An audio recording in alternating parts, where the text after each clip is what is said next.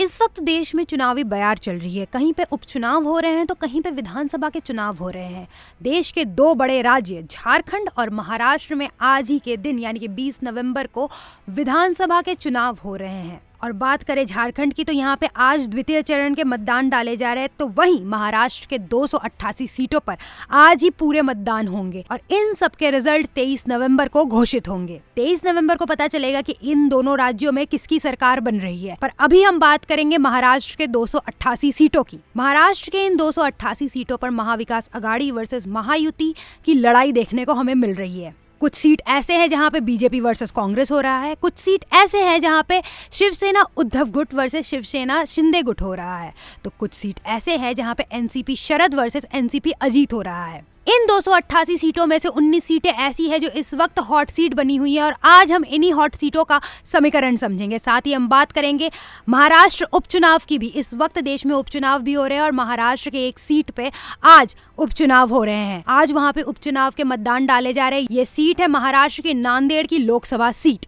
जो इस वक्त खाली पड़ी हुई है और इस वजह से यहाँ पे उपचुनाव हो रहे हैं। पर उस सीट के बारे में बात करने से पहले हम बात करेंगे उन 19 सीटों के बारे में जो इस वक्त महाराष्ट्र के हॉट सीट है। सबसे पहले आते हैं उस सीट पर जिस सीट पर इस वक्त महाराष्ट्र के मुख्यमंत्री एकनाथ शिंदे चुनाव लड़ रहे हैं। ये सीट है कोपड़ी पचपाकड़ी की। यहाँ से एकनाथ शिंदे चुनाव लड़ रहे हैं और उनके विरुद्ध शिवसेना उद्धव गुट से है केदार दिघे। वहीं अगर बात करें महाराष्ट्र के डिप्टी सीएम देवेंद्र फडणवीस की तो वो नागपुर दक्षिण पश्चिम से इस बार का विधानसभा चुनाव लड़ रहे हैं और उनके विरुद्ध कांग्रेस ने प्रफुल्ल गुडाडे को टिकट थमाया है। वहीं अगर वर्ली विधानसभा सीट की बात करें तो वहां पे इस वक्त के सिटिंग विधायक आदित्य ठाकरे शिवसेना उद्धव गुट की तरफ से चुनाव लड़ रहे हैं और उनकी तरफ से सांसद मिलिंद देवड़ा को बीजेपी ने अपना प्रत्याशी घोषित किया हुआ है। अब आ जाते हैं एक ऐसे सीट पर जहां पे महायुति वर्सेस महायुति चल रहा है। ये सीट है मानखुर्द शिवाजी नगर की। यहाँ महायुति वर्सेस सपा है। सपा ने यहाँ से अबू आसिम आजमी को टिकट थमाया है, तो वहीं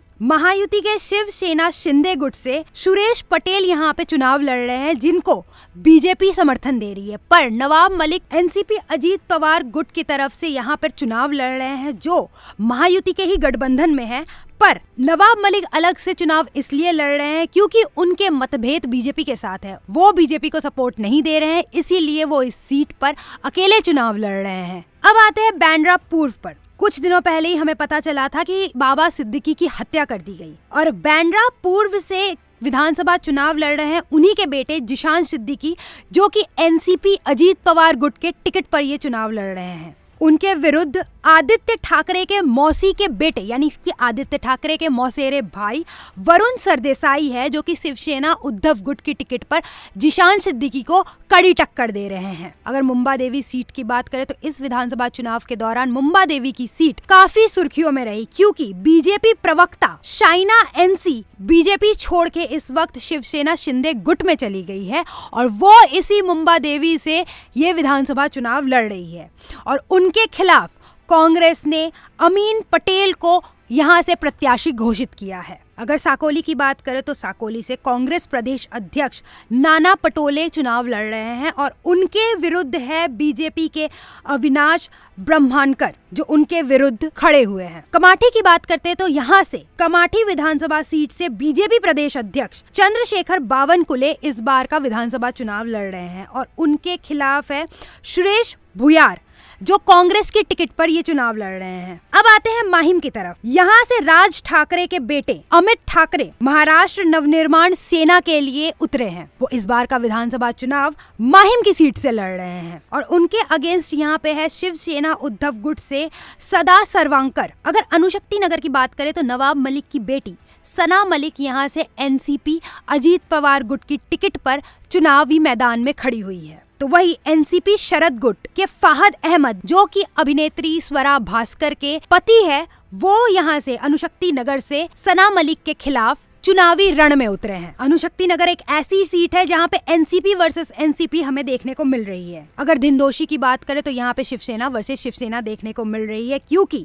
शिवसेना शिंदे गुट ने यहाँ पे संजय निरुपम को चुनावी मैदान में उतारा है जो कि इस बार कांग्रेस छोड़कर शिवसेना शिंदे गुट में शामिल हुए हैं। तो वहीं उनके विरुद्ध शिवसेना उद्धव गुट से सुरेश प्रभु चुनावी मैदान में है। योला भी एक ऐसी सीट है जहाँ पे एनसीपी वर्सेस एनसीपी देखने को मिल रही है क्योंकि एनसीपी अजीत गुट ने यहाँ से महाराष्ट्र प्रदेश की राजनीति के कद्दावर नेता छगन भुजबल को टिकट थमाया है और एनसीपी शरद गुट ने उनके खिलाफ उतारा है माणिकराव शिंदे को। अब बात करेंगे कराड दक्षिण और बांद्रा पश्चिम की। कराड दक्षिण की अगर बात करें तो यहाँ से कांग्रेस के टिकट पर है पृथ्वीराज चौहान, जो कि प्रदेश के पूर्व मुख्यमंत्री भी रह चुके हैं।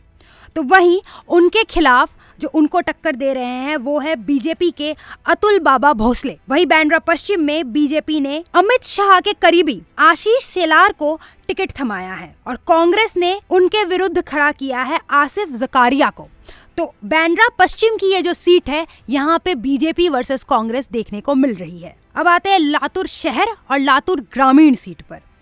ये दो सीट ऐसी है जहां से कांग्रेस ने दो भाइयों को उतारा है। लातूर शहर से कांग्रेस ने पूर्व मुख्यमंत्री विलासराव देशमुख के बेटे अमित देशमुख को उतारा है। तो वही लातूर ग्रामीण से विलासराव देशमुख के दूसरे बेटे धीरज देशमुख को कांग्रेस ने उतारा है। वहीं अगर बीजेपी की बात करें तो बीजेपी ने कांग्रेस के ही घर की बहू यानी कि शिवराज पाटिल के घर की बहू डॉक्टर अर्चना पाटिल को अमित देशमुख के विरुद्ध खड़ा किया है और धीरज देशमुख के विरुद्ध बीजेपी ने रमेश करात को खड़ा किया है। अब आते हैं कांकावाली सीट पर। यहाँ से बीजेपी के लिए लड़ रहे हैं नारायण राणे के बेटे नीतीश राणे और उनके विरुद्ध है शिवसेना उद्धव गुट के संदेश पारकर। अगर कोडाल विधानसभा सीट की बात करें तो यहाँ पे भी शिवसेना वर्सेस शिवसेना है। यहाँ पे शिवसेना शिंदे गुट से नीलेश राणे है, तो वहीं शिवसेना उद्धव गुट से वैभव नाइक है। ये तो हो गई इन 19 सीटों की बात। अब आते हैं उस एक सीट पर जहां इस वक्त महाराष्ट्र में उपचुनाव हो रहा है, नांदेड़ लोकसभा सीट। ये सीट इसलिए खाली हुई थी क्योंकि सांसद वसंतराव चौहान की इसी साल मृत्यु हो गई। सांसद वसंतराव चौहान 2024 का लोकसभा इलेक्शन जीते थे, वो इस सीट से सांसद रहे, पर उनकी मृत्यु हो जाने की वजह से ये सीट खाली हो गई और अब इस सीट पर उन्हीं के बेटे रविंद्र चौहान उपचुनाव लड़ रहे हैं और उनके विरुद्ध है बीजेपी के डॉक्टर सांतुक हम्बाड़े। महाराष्ट्र के उपचुनाव की सीट की भी हमने बात कर ली, महाराष्ट्र के हॉट सीटों की भी हमने बात कर ली। अब इन 288 सीटों पर अगले 5 सालों के लिए कौन सरकार बनाएगा, महाविकास अघाड़ी या फिर महायुति, कौन जीतेगा ये 288 सीटें, ये तो हमें 23 नवंबर को ही पता चलेगा। और 23 नवंबर को इस इलेक्शन रिजल्ट पर नजर द न्यूज़ 15 की जरूर रहेगी।